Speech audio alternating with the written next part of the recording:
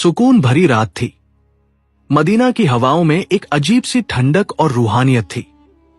हर तरफ खामोशी थी, लेकिन दिलों के अंदर ईमान की आग जल रही थी।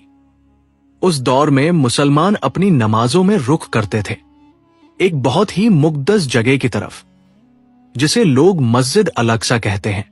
ये वही जमीन थी जहां बहुत से अंबिया अलैहिस्सलाम आए, जहां अल्लाह का पैगाम फैला, जहां तारीख ने कई बड़े बड़े वाक़यात देखे। मुसलमान जब नमाज के लिए खड़े होते तो उनके दिल सुकून से भर जाते, रुकू करते, सजदा करते और अल्लाह के सामने पूरी इताअत के साथ खड़े होते। लेकिन उनके दिलों में एक खामोश सी मोहब्बत भी थी, एक ऐसी जुड़ाव जो बहुत गहरा था। वो घर जिसे हजरत इब्राहिम अलैहिस्सलाम ने अपने हाथों से तामीर किया, जिसे लोग काबा कहते हैं। वक्त गुजरता रहा, इस्लाम मदीना में फैलता रहा, मुसलमानों की तादाद बढ़ती रही, लेकिन एक बड़ा सवाल अभी तक मौजूद था कि आखिर किबला कौन सा होगा। नबी करीम हजरत मोहम्मद मुस्तफा सल्लल्लाहु अलैहि वसल्लम अक्सर आसमान की तरफ देखते।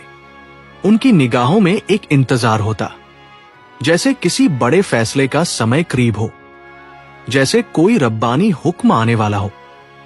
और फिर वो ऐतिहासिक दिन आया।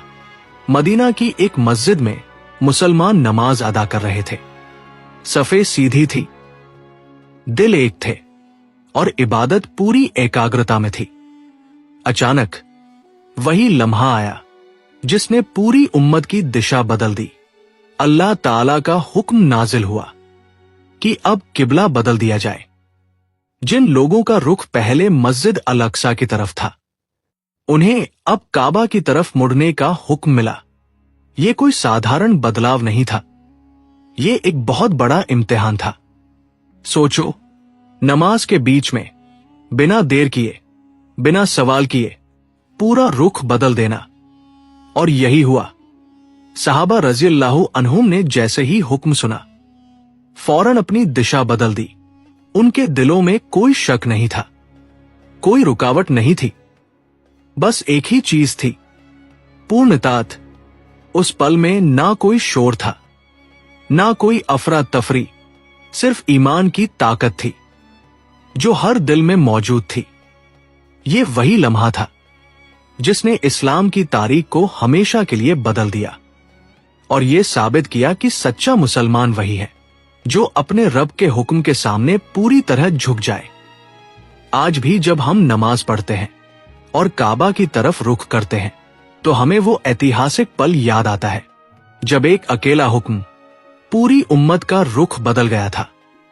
और ये कहानी हमें सिखाती है कि असली कामयाबी सिर्फ इताअत में है और असली सुकून सिर्फ अल्लाह के हुक्म को मानने में है।